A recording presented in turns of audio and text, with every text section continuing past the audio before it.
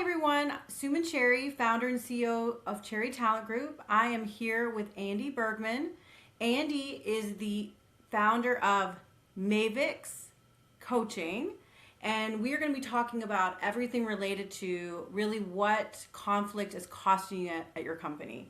Andy is an expert on helping construction leaders with communications, how to navigate conflict, and honestly, as you put in your bio, really focusing on how to cut out drama in your organization. Is that right, Andy? hmm Yeah, it's Awesome. interesting. We named this podcast "What Conflict is Costing You," and I'm sure we'll talk about that.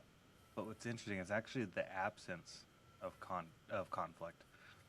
So, That's very interesting. Well, let's just start with just tell us more because I mean, I have never met anyone that specializes in what you specialize specifically. So I'm curious if you could give us a little more understanding of what you do and kind of how you help companies navigate this. yeah. So essentially, what I do is I provide a training and coaching service, and I work with construction leaders. So that could be C-suite leadership level, project managers, superintendents, foremen, so all levels of the organization, and I teach them how to communicate well. And so what that means, or for most companies, it's how to do conflict well. So anything from giving employee feedback to stuff with the customer or internal to the team. When people aren't getting along, a lot of times what happens, we either just avoid the conflict altogether, we just shove it under the rug, or Hmm. we do the conflict. Most of us know how to do some sort of conflict, and it can just create drama or more Hmm. issues or fighting or whatever. So being able to get all of these smart people in a room or get them together and work through problems without having Yeah. more headaches and drama. I love that. And how, I'm curious, like, how did you get into this? Like, how did this, I mean, because it's so unique what you do. So I'm curious, like, how did this come to be? Yeah, my background's in project management and HR. I worked for Okay. a mechanical contractor, so I come from the construction industry. And in working in HR is you get an interesting perspective. I sat on the leadership team, so I could see this leadership team's perspective on things, but I would also hear from a lot of employees and hear their perspective on things. And it was clear that there was moments where it didn't feel like we were on the same team, but we absolutely were on the same team. And so trying to figure out why is there such drastic perspectives, Mm. and how do we close the gap? How do we get people to talk to each other so that we can figure stuff out and get stuff done? Yeah, I mean, that makes so much sense because, obviously what we do as well at our company, we're helping, companies hire people and manage them afterwards and those kind of things, with support around HR and onboarding. And we see that quite a bit. We'll hire people or they'll bring on people that are really fantastic candidates. And unfortunately, sometimes those candidates don't work out.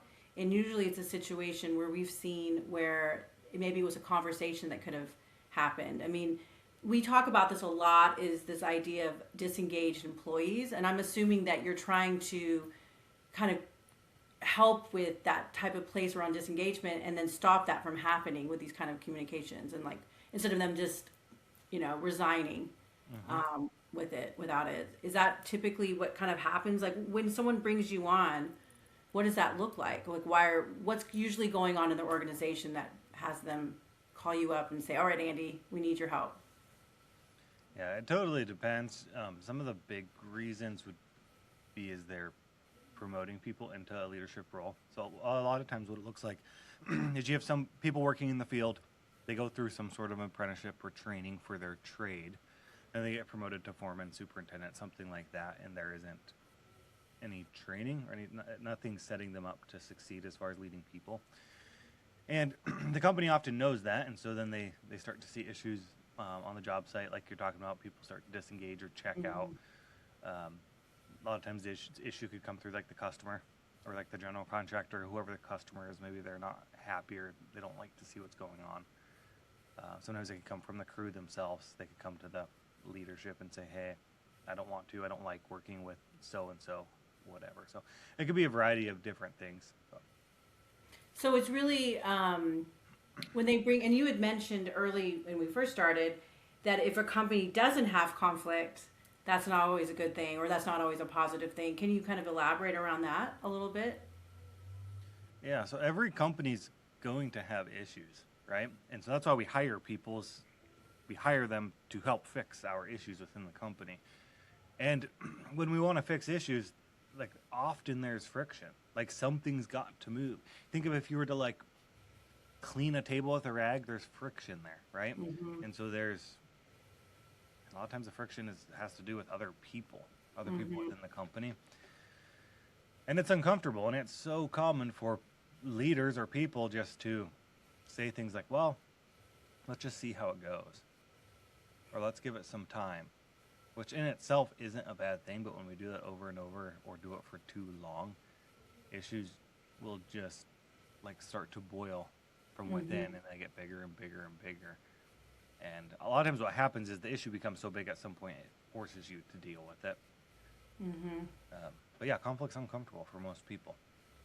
I mean, yeah, I think it is uncomfortable, and we see it on our end is that, you know, I think the conflict ends up not being resolved or not having conversations, and then there's this silent resignation, you know, and then this like very top person that was within the organization who had a lot of capacity leaves, and there's no understanding as to why. And then Hmm. when you start unpacking that a little bit more, you start understanding that probably there were things that just weren't resolved.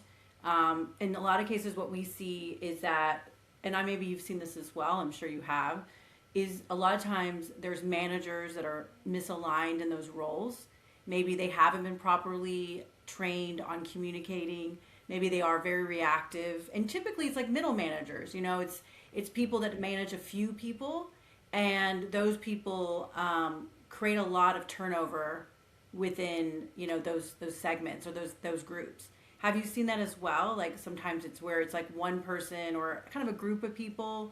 It's a culture mismatch, or it hasn't been like there hasn't been proper training around that, and then it causes people to leave, or for them to ultimately lose money, or in this feeling like the we've seen like the where our leaders will say, well, I don't know, I just don't think there's any candidates for this role. I don't think there's any people for this role, or there's not. We don't know why this keeps happening, but usually I think it's a people issue in most Hmm. cases, right?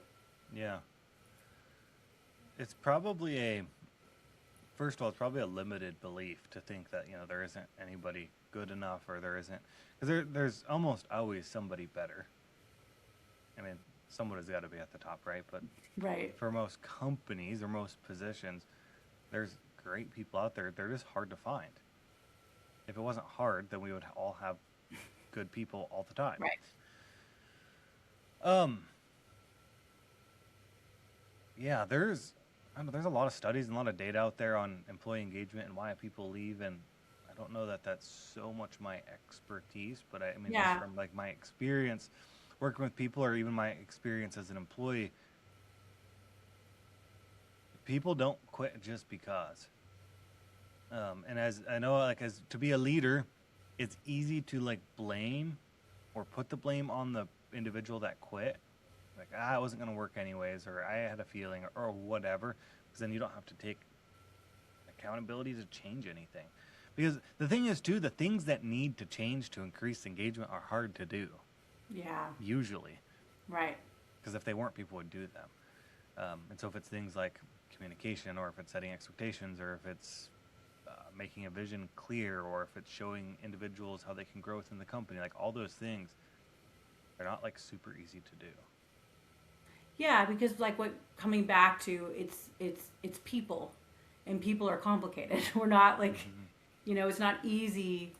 And sometimes I think I don't think anyone intentionally becomes reactive as leaders, right? Like you were talking about how people will either sweep it under the rug or just ignore it until it boils over. They have to deal with it. Or I think we've seen it as well with leaders where it's almost becomes reactive. Everything becomes this reactive situation where, and I don't think the leaders are intentionally doing that.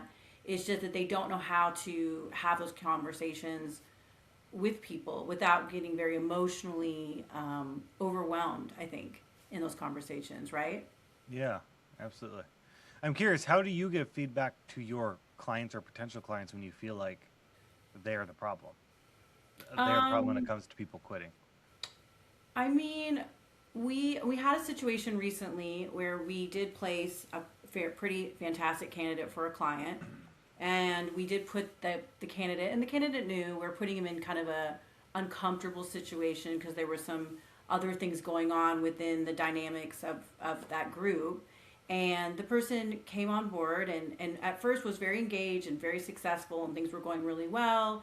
And then eventually there were some expectations that were told to this person before they started around some of the issues around the team and those kind of things. And those things were not resolved. And so ultimately, and they were resolved eventually, but they were resolved too late, right? By the time the conversations happened, and I've seen this all the time. And then they ended up leaving. So when we had kind of step in and have that conversation with them when they were ready to hire again, those kind of things, you know, it is natural, like you said, to kind of blame the candidate and say, oh, well, there was this reason or that reason or this, and that. And I think we just are honest. We said, yeah, like there are those things, but I think there needs to be a bigger conversation around accountability on kind of what really happened. So we like you, it's not really our place always to say it, but it is, we try to guide them through just kind of seeing it from a facts place. Like, okay, well, this is what happened. This is our understanding, and this is what we need to do moving forward. So we have situations with clients where they will like to interview someone multiple times, right? And I know it's a little bit different than when you do, but we'll have to kind of step in and we'll let them kind of do it their way at first. And then as it is unsuccessful because they lose candidates, because great candidates aren't waiting around for months and months and months and don't want to do 8 interviews, you know? And then we just have that conversation and say, like, moving forward, this is why we need to do it like that. So that's kind of how we approach it. It's not, we are direct and we are fact-based, but we also aren't in the company. Like, you're really there, you know, you're having those very direct conversations with the leaders. They're asking you to communicate and help you, but we don't have that privilege as much. So most likely we're just going to be giving them the option, but of course our clients are always going to choose whatever they choose, right, in those situations. But we do try to navigate it. We've had situations where we've placed candidates and there have been breakdowns in communications, and more like they weren't having those communications. They were unhappy about some things that were going on. And so we just encourage them, you know, before you go and let this person go, or before you just make these decisions, like, have a conversation. And that has helped with lots of our clients, just really just having those conversations with the people they've brought on. Totally. And I think people want to feel seen and heard. I mean, I think we talked about this as well. I mean, would you say the communication piece helps your employees and, you know, leaders to feel more seen and heard at their organizations? Yeah. To boil it down, it seems like for a relationship to thrive, the individual has to feel seen, heard, celebrated, and challenged. And so teaching leaders on how to do that. If the relationship is already rocky because the person doesn't feel seen, heard, celebrated, and challenged, it's going to be tougher to give them feedback, or it's going to be tougher for the person to hear it, maybe. And I work with the blue-collar folks, and so sometimes it can feel like, you know, woo-woo, you know, people got to feel seen and heard. I know. But it doesn't have to be weird. If it's uncomfortable for the leader to do that, it's probably something internal to them, meaning they never got it so often, or something they're missing in their life, or something they got to work through, whatever. But it comes down to like these micro skills, these little things that you can do, especially around like listening or active listening, make somebody feel seen, make them feel heard, how to celebrate them, which could be some form of like recognition or praise, and then challenging them, which would be like, it's a big chunk of what I do is giving feedback or critical feedback to somebody. How do you give critical feedback? I'm just curious, like, versus just giving like constructive criticism, but, you know, constructive criticism, or kind of more empowered feedback. I mean, what does that look like? How is that different than what people typically do? What do you mean as far as what people Yeah, can, so what when do you're giving people, feedback, I mean, you're teaching them how to give better feedback mm-hmm. to their leaders.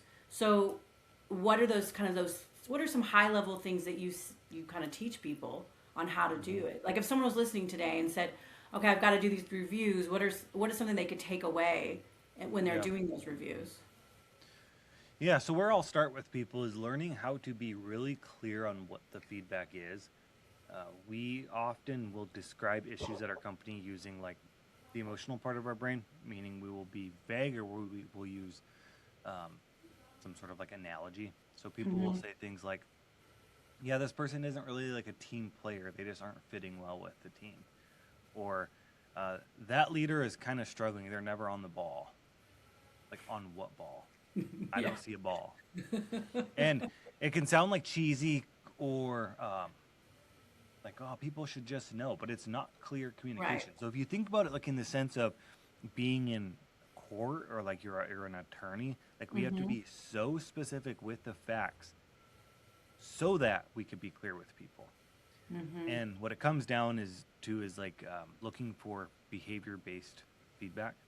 Mm-hmm. What behavior are they specifically doing that makes you feel like they're not on the ball Mm. or that they're not on the bus? And so the way that I'll even teach it is if you were to like take your phone out and you were to take a video of this person doing the bad thing, what would you see and what would you hear on that video? Then if you had to describe it. Because people will say, well, yeah, I don't know. Susan has a real bad attitude. Like, okay, what does that mean? Mm-hmm. So when we go in to sit down with Susan, if we just tell her, like, hey, Susan, your attitude is garbage. You need to, shape it up. She may or may not know what she actually needs to do differently. Right. Um, Rather, though, if we were to sit down with Susan and say, hey, in the meeting this morning, I noticed that you rolled your eyes 3 times when Bob was talking. Mm. That needs to stop. Or whatever the specific thing Yeah, may be. no. I So, mean, that makes so much sense because when we're recruiting, so much of what we see with clients is there is like a lot of times, and I think that's just humans in general, leading with the emotional piece, and then trying to come back to like a fact based place. Like, I mhm. understand this is the list that you want, and these are all the things, and but what about this person? From a fact based place, this person has all those things, or the assessments, or the culture matches, all those kind of things. So we see that as well. And we also see, I mean, I think it's a natural place, the emotional place. I mean, it's not easy not to be reactive, especially when you're leading, Mhm. even as a leader myself. I mean, that's something that I've really had to learn, managing my business, because in the beginning I was much more of a drama queen. I think my people would say, like, much more reactive, much more, everything was chaotic, everything was like, oh my gosh, and then distracting them and pulling them away, and then not having specifics, because what does that even mean? Someone has a bad attitude, you know? Because it's usually a feeling they feel Yeah. around it. And One that of the feeling things, is good data. It's good information. yeah, The feeling is probably accurate, or it's interesting. likely that it's accurate, but explain it. It's Yeah. no different. Like if we were to do a panel interview with somebody interviewing a candidate, and I were to say, I don't know, it just feels like this is what happens all the time. I'm sure you see it. But I see this with my clients or the companies I've worked with. Yeah, he just seems like a good fit. I'm like, explain it. Like, where's your evidence? Well, I don't know. Right. That's just how I feel. Right. Well, if you can't explain it or there's no evidence there, the, the feeling may be inaccurate. It's good. It's good data. The feeling is trying to tell us something, but it may be inaccurate data. Right. Because the feeling can also be, I mean, not to go into all the woo and not to go into the childhood stuff and all those kind of things, but a lot of the truth is a lot of what our emotions are tied into past experiences. And a lot of times situations happen. This is just how we work as human beings. And we might meet someone, like we're interviewing, or someone in our organization that has maybe a different personality than us, but still does their job well and still like has those values, but maybe is different. And because that person reminds us of someone in our past, that can also cause us to have a certain feeling around that person, and almost in some cases not allow us to see the full person for who they are, like, and what their capacity really is. Because, or the other way, we might have someone in an organization that's very similar to us, or they, have a lot of the same beliefs as us, or all the other things, and maybe we like them from an emotional level, but they may not be doing their job very effectively. And so that's challenging as well, in leadership. And I think coming back to that fact-based place of, well, let's understand that I mean, we always talk about it. We're like, let's have curiosity around it. Instead of having these hard lines around everything, it's like, let's have curiosity. Like, why did you like that candidate? Or why did you not like that candidate? And what was it specific? And what was lacking in the experience? Or what was lacking when you say they just didn't seem like a good fit? It's like, okay, well, let's talk about that. And that's what we do as well, is really have those conversations with our clients. And a lot of times our clients will come back and say, you know what? You're right. Actually, they would be a good match. And a lot of times, most of the time they are. And it was just something they felt a little off.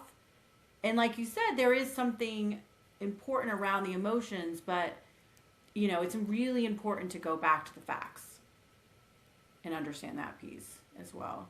Yeah, and that just requires a skill set to do. When we're even if you're to explain feelings is hard.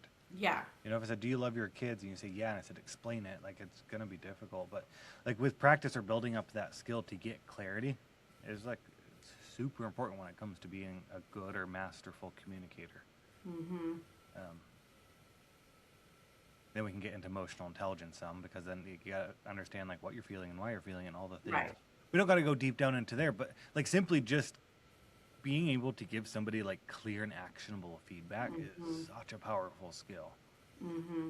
So if I ask a manager, hey, how's Charlie doing? You hired him 3 months ago. And they go,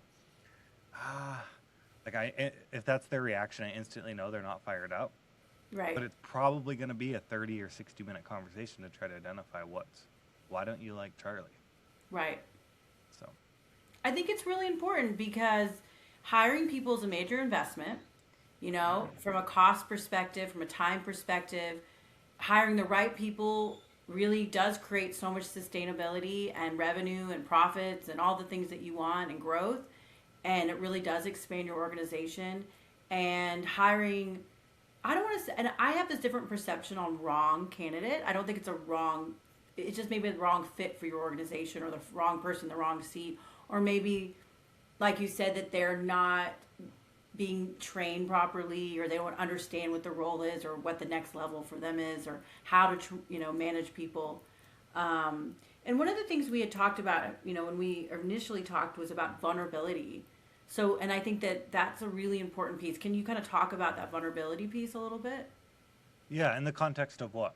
Well, you talked about how that, the vulnerability piece is sort of the building block for leaders. When you were saying, like, leaders that are uncomfortable to have kind of those fact-based conversations around emotions, like they're feeling it, they have to have that conversation, they don't want to, like, really even look at the emotion, and there might be something internal. But what we had said was, I think that vulnerability is really important as leaders.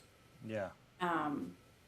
Totally. And yeah, so, like, and where do you see that, like, really benefiting to be able to be vulnerable as a leader? Yeah, vulnerability is interesting to me, because my original perspective on it was that you had to, like, hold hands and cry and hug and talk about how you're feeling and all this stuff, and it was, like, not a place to have at work. Right. But really, it's interesting. Brene Brown defines it as uncertainty, risk, and emotional exposure. And Right. so anytime there's uncertainty, there's vulnerability there. Right. And the way, like it does require some level of, like, courage, Mm-hmm. or you got to have, like, the stomach for it, or however we want to describe it. It's going to take some guts. And so when we give somebody feedback, there's or have like one of those hard conversations, there's tons of uncertainty there. I don't know how they're going to respond. I don't know if they're going to like me. I don't know who they're going to blame. I don't know if they're going to cry. And so like you're walking into this conversation and it feels like you have a blindfold on and you're like doing this. Like it's like not very fun. You know, would you want to walk into a room with a blindfold, like feeling around? Like there'd be lots of uncertainty. It'd be really uncomfortable. So these conversations are the same. And so it requires a skill of vulnerability, like to get used to or to build up that skill to sit in that uncertainty and that discomfort. To sit with somebody and say, Susan, you rolled your eyes 3 times in that meeting. I don't know how she's going to respond. I don't know what she's going to say.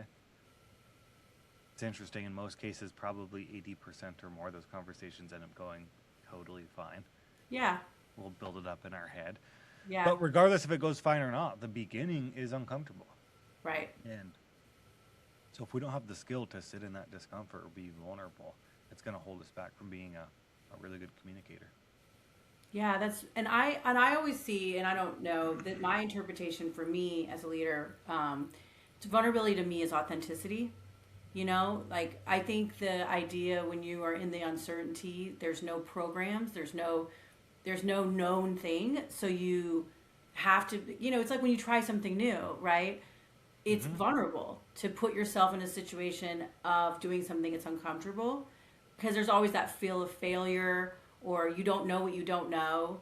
And the truth is you only become better at communicating and having those conversations if you have them, right?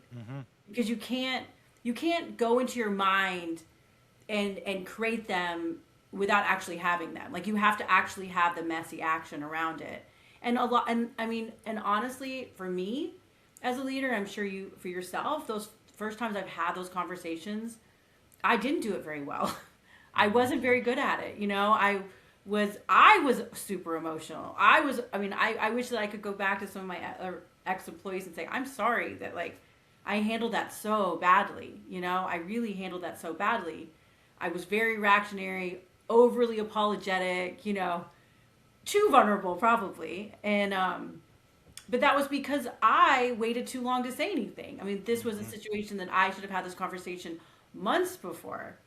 And I just waited because I didn't want to deal with it. You know, I wouldn't want to handle it. So then when I did have to handle it, it turned out a lot more messier than I would like. But now I've gotten a lot better at it because I've just learned how to do it. And it's always uncomfortable. My stomach always feels that feeling, that butterfly feeling, having to have that hard conversation. It's the same thing with clients. You know, we have to have hard conversations with clients. It's not easy to do, you know. But we realize that when we don't have hard, and for our case, a lot of times our conversations are with clients that are hard because we have to be honest with them about their expectations versus what the market is or whatever the reason is. And if we are not honest, and we've done it before, we've just kind of people please it, just okay. We end up getting fired. They end up not trusting us. Honestly, they become disengaged from us. And when we started really being honest with our clients and being just direct in a kind way, I mean, we started filling positions a lot better because then it became a better partnership. They became more open to talk to us, you know, be more honest with us. And so I feel like that must happen as well with leadership too, right? Like that, you know, those conversations probably create deeper relationships among the teams as well. Oh, for sure. If you think about even in like your personal relationships, have you like had the experience where you're getting to know somebody or maybe you know them well and there's some sort of conflict or some sort of fight or whatever, or some sort of beef. And then you wait some time and time passes and you finally talk about it and you think afterward, like, why did we wait so long to have that conversation? Yeah. And afterwards, like, your relationship is like better or stronger. It's the same. That's just it's human to human. So the same thing's going to happen at work. You know, conflict. Patrick Lencioni talks a lot about like healthy conflict. It's a good thing, even if it doesn't feel good. And I think even if you get experienced with conflict, I think it becomes easier, but I don't know that it ever becomes like flat out easy. No. and your brain begins to like get used of this conflict in a way that it doesn't send you into like this massive fight or flight every time. Mhm. You know, I remember some of the first hard conversations I have, it was like full on, my hand palms were sweaty, my heart was just racing, my voice was shaky, and it's your brain like telling you like there's a tiger that's going to eat I you. know. And but with practice and with reps, your brain starts to learn like, last time it was fine, this time it'll be fine too. And again, I don't know. For me, anyways, it hasn't gotten just like hunky dory. This is really fun, but the intense fight or flight feeling that was time and instruction. Yeah, I think that is what the difference is. I think for me as well, that's exactly how it felt, right? That feeling of being chased by a lion. I couldn't sleep all night. I'm thinking about it for days and days and days before, analyzing it, chat GPTing it to, whatever. Mm-hmm. And then when it was done, that conversation, for me, it was pretty hard afterwards, but then it taught me so much. And so now when I have those conversations, I don't ever want to have those conversations. I mean, that's the truth. I really don't. I don't like having hard, like, conflict conversations. Like, same with my family, my daughter, my teenage daughter, my husband. It's not like I like having those conversations, but I agree with you. I do think it deepens the relationships within each other, like your teams and in your own personal life. And I think it does create repair. But I don't think at any point does it ever become like something you enjoy doing. I mean, maybe there's probably some people that enjoy it. I do think there's some people who love conflict, but I'm definitely not one of those people. So, um, well, I think I would love to know. I know you've worked with lots of different companies, lots of different people. Can you tell us something you're really proud of, like a big success story that kind of tell us what happened, kind of where it started, and kind of what the result of that was? I think that would be really interesting. Yeah. So my business, it's interesting with being a coach and a trainer. I can't force results on anybody. Like I can give somebody the runway and the tools, and of course, the better I am at that, the more likely they're going to do it. But like the client has to, A, they have to want it, and B, they got to be willing to put in the work, and then they got to be willing to put in the work over time. But there's when you asked that, there was one individual that came to mind that I've known for quite a few years, and when he was first in like a leadership role, he wasn't the type that was scared of conflict, like you were just saying. He would have conflict left and right, but it would just be damaging. Yeah. They kind of just become a bulldozer and they say anything to everyone, but then people get offended, and they can sometimes take the stance. Well, it's like, well, I don't care. I'm here to work. I don't need to dance around your feelings or whatever. But of course, that creates a whole bunch of other issues too. Yes. Anyway, so then he, through working with him, like my original thought was even like, are you really like, are you actually going to change? Like I didn't have a ton of like initial confidence that he was going to like take it seriously, because he'd given me so many examples time over time where he just like only would look at things through his perspective and then like didn't really care what anybody else thought or how they felt about anything. Anyways, through working with him, it was wildly interesting because a lot of the soft skills we talked about with like active listening and how to really make somebody feel heard and how to coach somebody, like he took it to heart, and I know he practiced it all the time because I noticed a big change in even how he would converse with me. It's just even in day-to-day conversation. And what was really cool about that experience for me is that it's, as like the coach and trainer, I can make whatever judgments I want up front. But I learned to be careful with that, because it's that judgment, that prejudgment or whatever, it may not be true at all.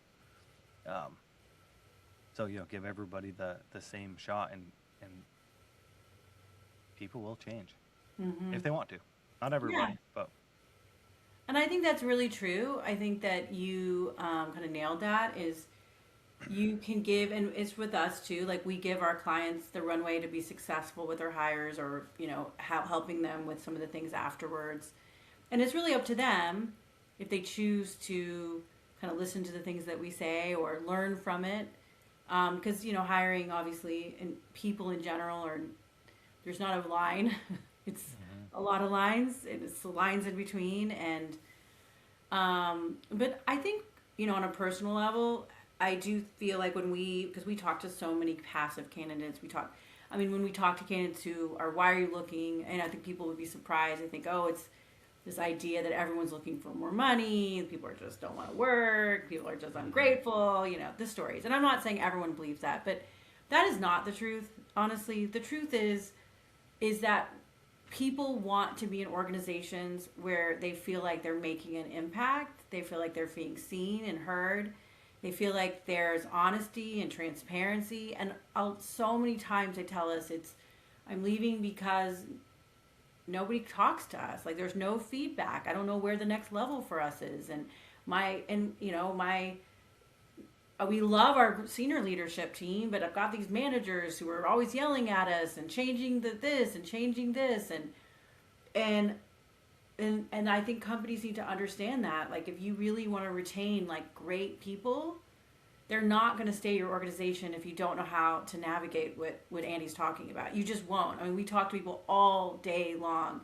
We poached them from all of your competitors, or we're poaching them, from you guys, and people are applying because they don't feel that in organizations. They do feel like everything's hidden, and then all of a sudden something's a big deal. They had no idea, or they feel like it's very reactive, and there's just not a lot of communications going on. Yeah, I've thought about with employee engagement, maybe like a really overly simplified way to put it is, do your people feel important? I think we all want to feel that way, and there's a lot of stuff that goes into it, and you can look at it from a lot of different angles. And are they measured, and do they have a way to be successful? Like, all the things, but like bottom line, do you have the skill to make someone else feel important about themselves, or make themselves feel important? Yeah. I mean, it sounds so simple, Andy. Andy, it sounds so simple. Like, it's such a simple thing. It's a perfect Hallmark card. But the truth is, like you said, it's actually hard. Like, it's not easy. It's a lot of it's awareness, right? A lot of it is like taking accountability of when you messed up as a leader. A lot of it is, it's interesting. I have a colleague, and she told me the story, and how she was in the office of this big construction company, and this big leader, and everyone loves this person, or everyone like knows who this person is, or whatever. And she was in the room, and she was doing some consulting with him, and there were, 30 people at a table. And she said he's like a reactive based person, right? He yells. He's a yeller. He gets frustrated, he yells.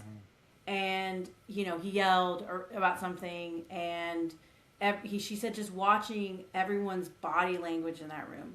Like, he didn't even realize it was happening, right? Because like 10 minutes later, he's like, sorry guys, we're good, But everyone's engagement, everyone's body language just shifted down. Everyone in that room started putting their hand down. Everyone felt timid. Everyone felt small in that room. And that is where disengagement comes from. That situation is where people start saying, and no, even you apologize, and you say sorry, and you make amends, and then you go the other way, and you're, glazing all your people up. If there's not that consistency, right? And even if it happens, it already starts kind of a disengagement place. So don't yell at your people. Totally. If you yell at your people, I can almost guarantee they're talking bad about you at home. Yes. Personally. So like, some leaders are like, well, I don't care if they talk bad about me. And it's like, that's not really the only symptom. They're probably disengaged, and they're probably not really trying. I talked to an employee just the other day that had a manager that would essentially just dismiss every idea, whether it was good or bad. Like, from the employee's perspective, it had to be the leader's idea for it to be executed, essentially. And basically what he was saying, he said, you know what? I basically stopped caring. He's like, I know my performance goes way down, and I don't even care. And so there's just like, there's an example there of people don't feel like you really care about them, or you make them feel small, or you yell at them. Maybe you don't care if they're talking bad about you at home, but like, do you care if they work hard? And do you care if they perform? And if you don't care about that, then what are we talking about? Correct. Correct. Because they say up to like 80% of employees are disengaged. 80%. And really, and we'll just kind of, we'll end this way, but just really think about it, like thinking about that from a profit standpoint. I mean, you're paying these people a certain salary, right? With the expectation that they're doing at least 90% of capacity of what you're paying them, right? Like realistically, 85 to 90%, right? And then they're disengaged and they're doing what? A fraction of that? They're online and they're looking at other jobs or whatever else they're doing, and they're doing side projects or whatever it is. And then the question is like, why are these things not getting done, and what am I paying for? Well, that's what happened. And I'm not saying that's always the case, but we have seen it so many times where we've placed candidates who, were let go from an organization because of whatever reason they weren't, and then they thrive in a different organization with leaders who are transparent and leaders who are like you're talking about. They show, people feel seen, people feel respected, people feel, what was the word you used? Celebrated. Mm-hmm. The celebrated piece. So I think this is more important and I know process is important, guys. Like process is super important. You want to have structure, process, all those things, but you can have all the process and structure. You could be doing the best building in the world, but you won't keep your people if you don't know how to communicate with them properly. That's it. Very much so. You won't be able to keep them, and it's really hard to solve problems, meaningful problems, when you can't communicate with each other. So. Yeah. Well, Andy, I appreciate this. I know that we could continue talking about this for many more hours because there's lots more to talk about, but what you do is really important, and I really feel like you could really benefit so many people because we see it on another side of it, and we also feel like the communication piece is really what's kind of a missing piece a lot of times. And so if you're listening and you want some help, I think normalizing it too. This isn't something that I think people would be like, oh, they're so good at it. No, they learned it. It's a skill. It's not something you're naturally good at. It's something that you learn. And Andy will teach you how to be good at it. Yes, I will. All right. Thanks so much.